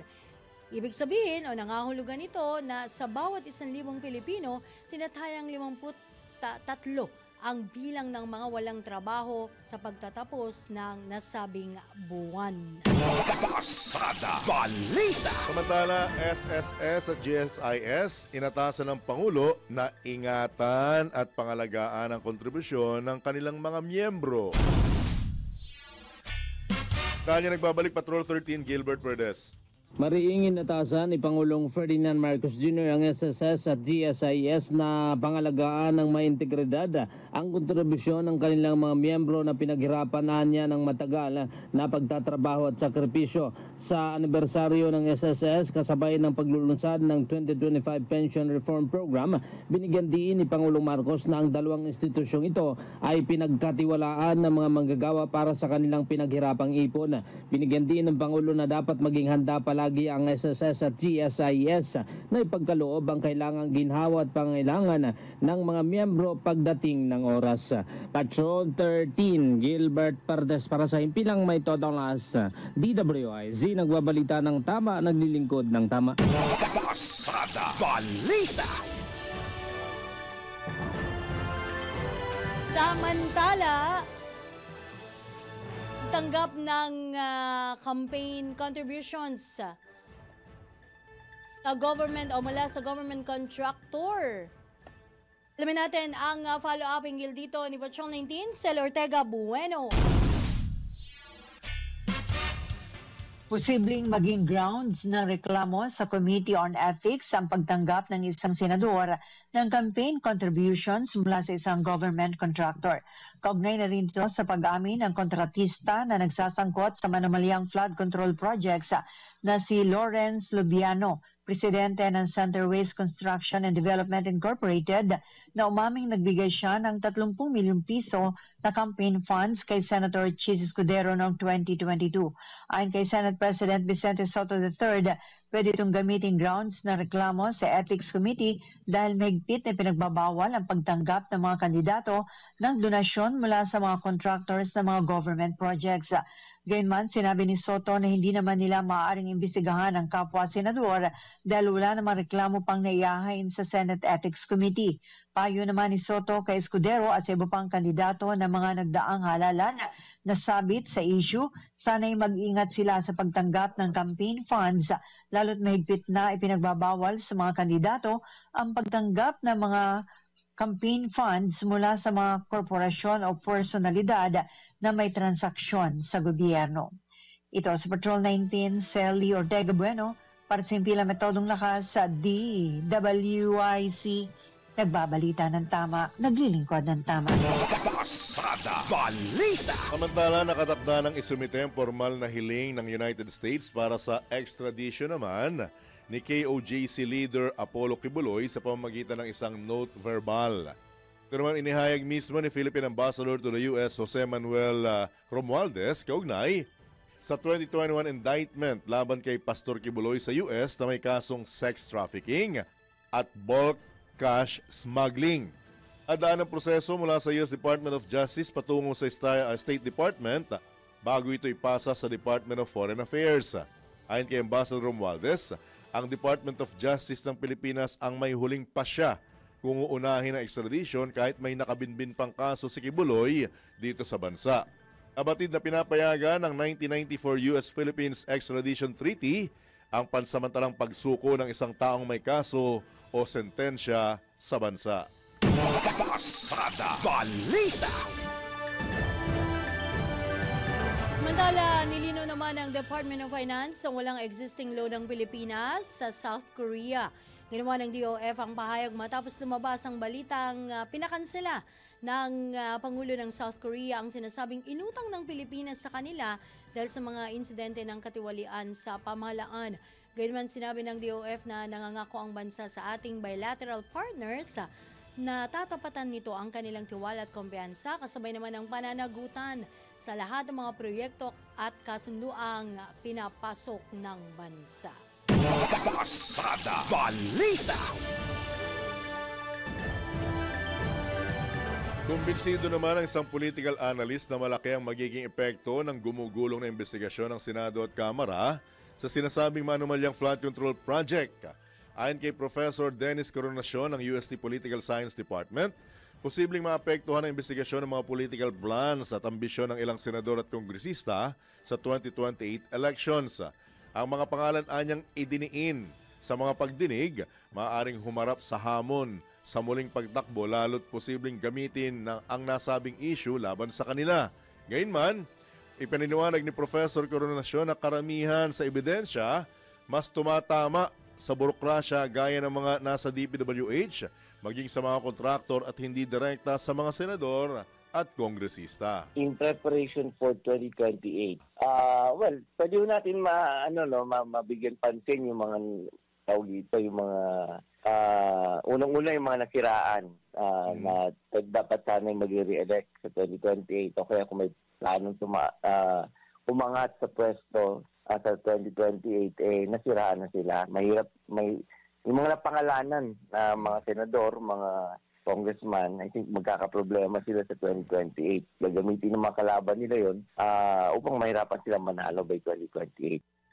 Naman po ang tinig ni political analyst Professor Dennis Coronacion sa panayam ng DWIZ.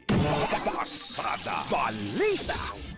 Sa iba pang balita, nilinaw ng Pangulong Ferdinand Marcos Jr. na magtatalaga lamang siya ng bagong ombudsman kapag nakumpleto na ng bagong ombudsman o ng buong selection process at naisumite na ng Judicial and Bar Council ang shortlist ng mga nominado. Sinabi ng Pangulo na kasalukuyan pag nagsasagawa ng deliberasyon at interview ang JBC para sa nabanggit na posisyon na kasalukuyang nakabakante. Ayon sa konstitusyon, hanggang sa Oktubre 25 lamang ang palugit para italaga ng Pangulo ang bagong pinuno ng Anti-Graft Office.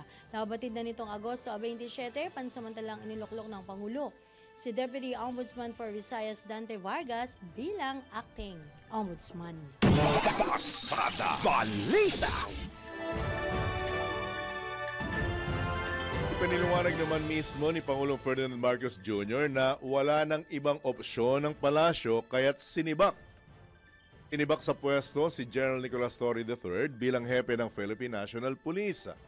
Liwanag ng Pangulo, ang pagsuway-an niya ni General Torre sa mga direktiba ng National Police Commission o NAPOLCOM ang dahilan para pakawalan siya sa pwesto. Bigyan din pa ng Pangulo na civilian organization ng PNP kaya't dapat umiral ang kapangyarihan ng civilian authority at ang NAPOLCOM ang may malinaw na mandato para mag-monitor at may tiyak na kapangyarihan sa mga appointment. Ayon pa kay President Marcos, ilang beses lang tinalakay ang sitwasyon ngunit tindigan niya si General Torre na hindi niya kayang sundin ang naturang direktiba. Dahil dito, wala nang ibang nakitang solusyon ng Pangulo kundi sibakin ang Police General at sinabing para sa isang uniform service, mahigpit na dapat masunod ang tinatawag na chain of command. Pasada Balita! Samantala, kung si Senador Jinggoy Estrada may mga gusto raw habulin. Alamin po natin ang mga detalye sa ulat ni Patrol 19, Celi Ortega Bueno. Bagamat kilala daw si Senator J.V. Ejercito bilang the good one, sinabi ni Senator Jinggoy Estrada na ayos lang sa kanya dahil kapatid niya ito. Pero giniit ni Estrada na nais daw niya na makilala naman bilang isang Estrada na hinahabol at inilalantad ang mga bad ones. Ayon kay Estrada, hindi niya hayaan na mapatahimik siya ng mga mastermind at mga engineers na nangloko o nangdaya sa taong bayan. Giit ni Estrada, hindi niya atrasan ng mga ito. Sinabihan ng Senador si Bulacan na Assistant District Engineer Bryce Erickson Hernandez at mga kasama niyang nanglustay sa pera ng bayan na sila ang nasasakdal sa mata ng taong bayan at hindi siya. Narito ang bahagi ng pahayag ni Senator Jinggoy Estrada. Mr. President, my brother, Senator J.V. Ejercito, is known as the good one. Okay lang po yan, dahil kapatid ko naman siya. But let me be known as the other Estrada who went after the bad ones. I will expose and relentlessly pursue the bad ones regardless of the risk, and notwithstanding the cost. Hindi ako natatakot at lalong hindi ko papayagan na gamitin ng masasamang tao ang nakaraan ko para lamang patahimikin ako. I have been jailed. I have been vilified, crucified, and publicly humiliated. But I will never allow the likes of Bryce Fernandez to turn the tables on me. Kayo ang nasasakdal sa mata ng taong bayan, hindi ako. Mr. President, ito sa Patrol 19, Celi Ortega Bueno, para sa impilang metodong lakas sa DWIC. Nagbabalita ng tama, naglilingkod ng tama. Pasada Balita! Ipiniliwanag naman ni House Infrastructure Committee Co-Chairman at Bicol Saro Party List Representative Terry Ridon ang pag-imbita kay Pasig City Mayor Vico Soto sa pagdinig ng komite kaugnay sa issue pa rin ng flood control projects.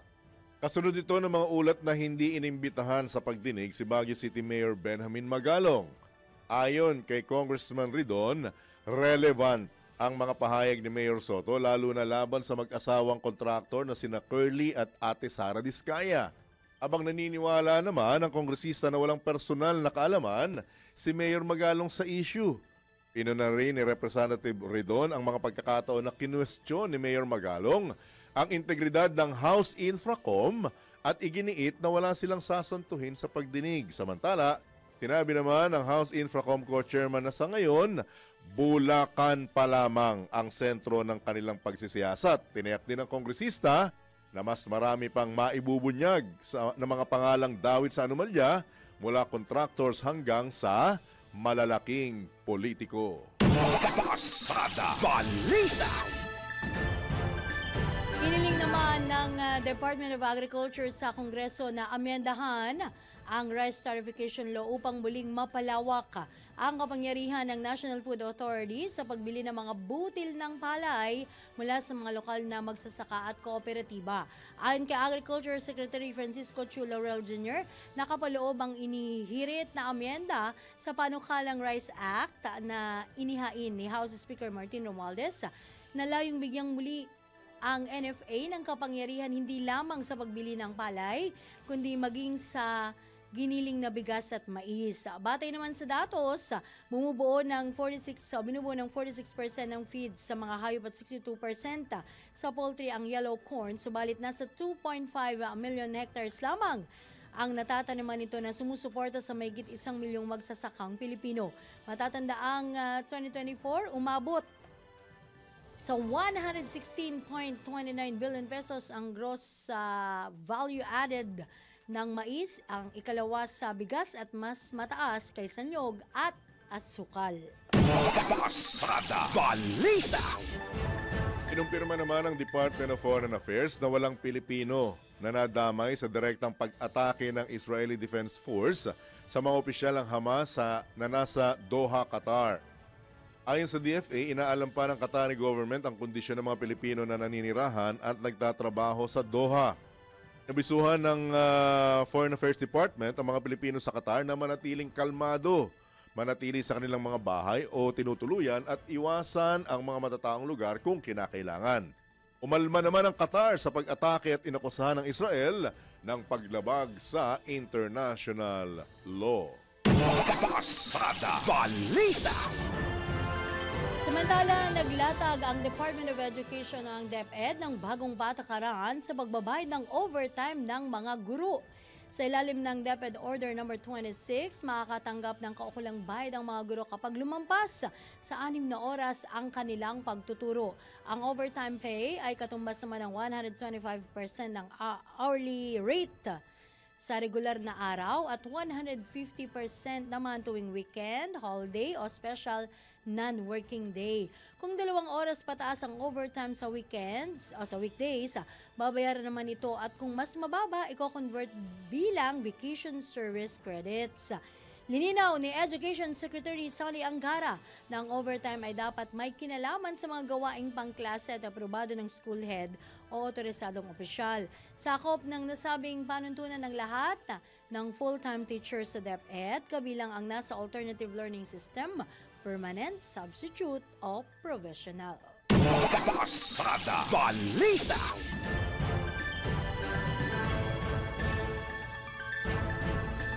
Epektibo na ngayong buwan ang bawas singil sa kuryente ng Meralco. Patay sa anunsyo ng Meralco, bababa ng 19 centavos sa kada kilowatt hour ang singil sa kuryente.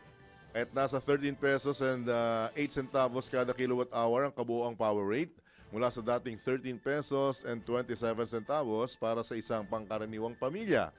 Ayon kay Meralco Vice President at Head ng Corporate Communications, Josal Dalriaga, para sa mga tipikal na customer na kumukonsumo ng 200 kilowatt per hour kada buwan, tumbas ito ng 37 pesos na bawas sa kanilang kabuuang bill. Ilan sa tinitingnan dahilan ng bawas singil sa kuryente ang mas mababang generation charge mula sa independent power producer at mga power supply agreement at ang paglakas ng piso kontra dolyar. Pasada Balita! Nagbabala naman ang Department of Health sa publiko laban sa mga website, social media page o individual na nagpapanggap bilang opisyal ng kinatawan ng ahensya. Kasunod naman ito ng kumakalat na peking DOH account na nag-e-endorso ng isang commercial product. Lilinaw ng DOH na walang kaugnayan o pahintulot mula sa ahensya at mga opisyal nito ang anumang produkto ay pinapakita sa naturang account. Binigyan din ng DOH na nananatili itong neutral at walang koneksyon sa alinmang negosyo o commercial na pag-e-endorso. Para matiyak naman ang kaligtasan ng mga mamimili, inimok ng ahensya ang publiko na beripikahin o i-verify muna ang registration ng produkto sa FDA o Food and Drug Administration sa pamamagitan ng FDA Verification Portal gamit ang FDA Registration Number o mismong pangalan ng produkto. Pasada Balita! Oras muna sa hudyat. 13 minuto na lamang, alas 8 na ng umaga. Balitang pangkalakalan. Bumagsak ang foreign direct investment ng Pilipinas sa unang bahagi ng taon. Ayon sa mga eksperto, bunga ito ng mga lokal at geopolitical na issue na nakaapekto sa bansa. Batay sa ulat ng Bangko Sentral ng Pilipinas, bumaba ng 23.8% ang net FDI ng bansa o katumbas ng $3.4 billion mula Enero hanggang Hunyo ng taon. Dagdag pa ng mga eksperto, nakakaapekto sa pag-akit ng mga namumuhunan ang sitwasyon sa bansa tulad ng mga nagaganap sa Indonesia at Nepal. Anila kahit pa apektado ang bansa ng global trade at taripa, dapat din tignan ng Pilipinas ang kanyang sariling mga patakaran. Nagsisilbihan nila itong wake-up call sa bansa dahil may mga investor ang nagbabantay kung paano tutugon ang pamahalaan sa mga nangyayari sa bansa. Pasada Balita! Mga balitang dapat alam mo kahit sa labas ng bansa. DWIZ Balita sa ibang bansa. Bilis na mga umaksyon ang Poland matapos pasukin ng mga drones ng Russia ang kanilang airspace. Kagad na inactivate ng bansa ang kanilang defense systems kabilang ng alyansa nitong North Atlantic Treaty Organization o NATO. Idineploy ng Poland at NATO ang kanilang military aircraft, kabilang mga US F-35 fighter jets upang magpatrolya sa himpapawid, i-monitor at pigilan ng anumang karagdagang papasok na Russian drones. Ilan sa mga naturang drones ang naiulat na napabagsak na. Bilang pag-iingat naman, kaagad na isinara ng Poland ang Warsaw International Airport. Kaugnay nito, kinumpirma ni Polish Prime Minister Donald Tusk na nagpapatuloy ang kanilang operasyon hinggil sa multiple violations ng Russian drones. Patuloy na binabantayan ng Poland at kanilang mga kaalyadong sitwasyon upang tiyakin ang kaligtasan ng kanilang himpapawid at kabuuang teritoryo. Pasada Balita! Sa mundo ng palakasan, ang latest malalaman sa DWIZ Sports News. Namin natin ang sports update mula kay Ian Articona. Good morning, Boss Janet at Madam Juday. Narito ng latest sports update. Pinangalanan bilang captain ng Philippine Men's National Volleyball Team Alas Pilipinas, si Brian Bagunas. Ito ay kasunod ng inilabas ng Alas Pilipinas na final lineup nito para sa 2025 FIVB Men's World Championship. Makakasama ni Bagunas sa 14-man team sina Josh Ibanez, Joshua Retamar, Vince Lorenzo, Kim Malabunga, Jay Disquitado, Jack Kalingking. Gayon din sina Mark Espejo, Peng Tagibolos, Leo Ordiales, Eko Adahar, Lloyd Josefa, Louie Ramirez at si Micaelo Budin. Nakatakda namang magsimula ang laban ng naturang koponan bukas ng gabi kontra Tunisia. At yan ang sports balita. Ako si Ian Articona, nagbabalita ng tama, naglilingkod ng tama. Pasada Balita! Balitang pangkalusugan. Tama ba yung narinig ko? Tama ako sa line-up? Kung nasabihan ha? Get-inform? Oo. Doon ba? Doon. Kay Ian kausapin ko. Nagulat ako, wala ako sa kondisyon ngayon eh. Nax.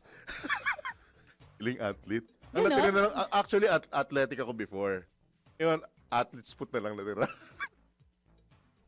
Ito na. Ang ating balitang manggalusugan. Kilala po ang prutas sa dayap sa matapang nitong aroma. Ganyan maasim, di ba? Super at maasim na lasa. Ayan. Subalit tinuturing din itong superfood dahil sa mga benepisyong taglay nito. Kabilang na rito ang pagiging mayaman ng nasabing prutas o ng dayap sa vitamin C at antioxidant na nagpapalakas sa immune system at pagkakaroon ng magandang balat. Teka lang, kilala ko ba to? Aha. Nakakatulong din ang citric acid na laman ng dayap sa pag-iwas sa pagkakaroon ng sakit sa batuto at panunaw at maaring may mga anti-inflammatory ang laman nitong flavonoid. Aba? At ginagamit din ng prutas na ito bilang panlaban sa ubo at sipon. Uy, usong-usong ngayon yan. Maliban dito, nakokontrol din ang pagtaas ng cholesterol level. Pwede pala sa atin. So sobrang asin yan, talaga mapapangiwi ka. Oo, saponin na mayroon sa dayap. Ayun. Di ba naging ano yan? Nila inilagay na malakas ding pang-control sa antok yan. Kasi nga maasim. Hindi lang yun. Kasi kung matatandaan mo yung kwento, Kuyang... Dagdag pa to, dagdag benepisyo pa. Dagdag kaalaman to. Kuyang Winer, yung kwento ng Ibong Adarna, di ba si Prinsipe Abante, ginanon niya yung ganito niya, tapos pinataka ng dayap, nawala yung antok, hindi nakatulog. Sa hapde, hindi sa asim. Oo, ay. Layo. Sya. Layo. Sige na, showbiz na. Pasada Balita. Ito na ang latest, bagong-bago, fresh na fresh. DWIZ Showbiz News.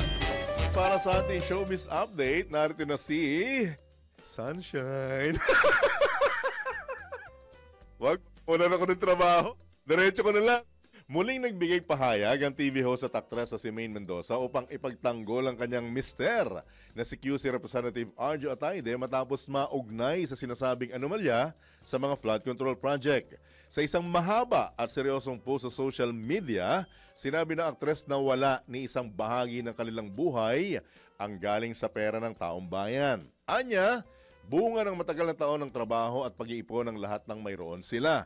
Tahasang itinanggi ng TV host ang mga akusasyon at sinabing hindi niya ipagtatanggol ang kanyang mister kung totoong may ginawa itong masama. Naniniwala rin si May na magkakaroon ng katarungan sa huli at ito ang mananaig. Kaugnay nito, hinihikayat ni Maine ang publiko na hayaan ng due process na umusad at huwag muna magbigay ng hatol.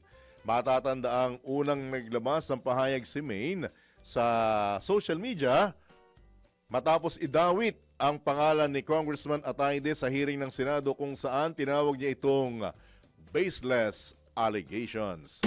Pasada Balita. At para naman sa ating good news, nako, very inspiring to ha.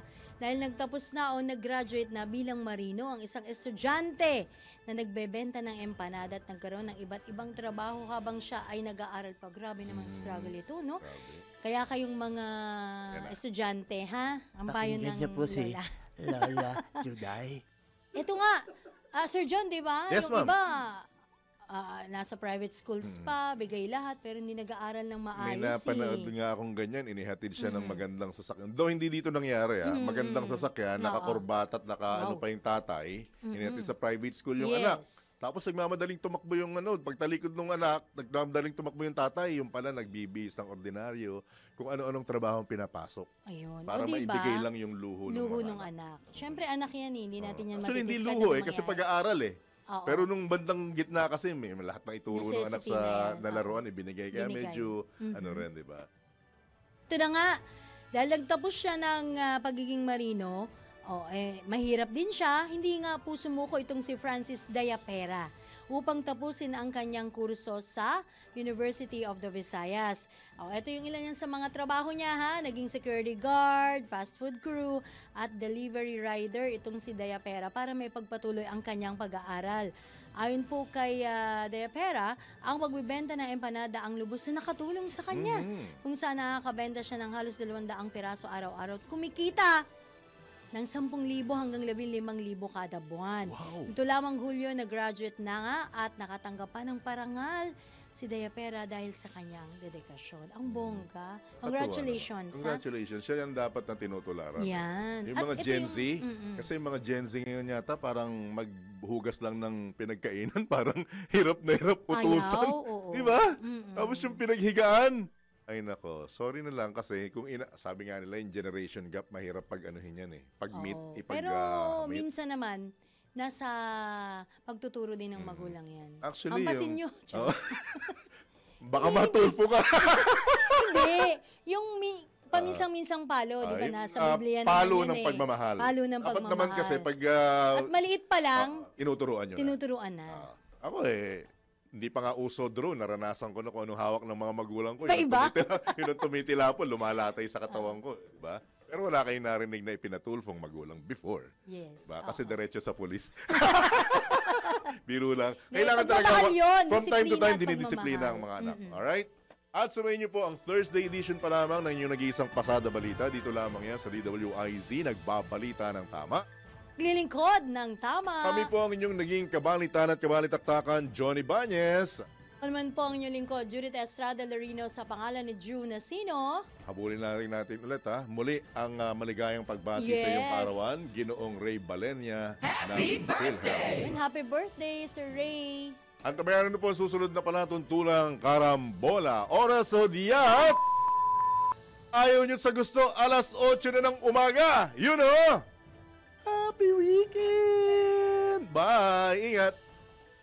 Ang mga balita, dudublehin ang pasada. Ang mga kontrobersyal, mga viral, mga trending na mga tao. Dalawang mas matinding papasadahan. Mga pangyayaring nakikita sa kalsada.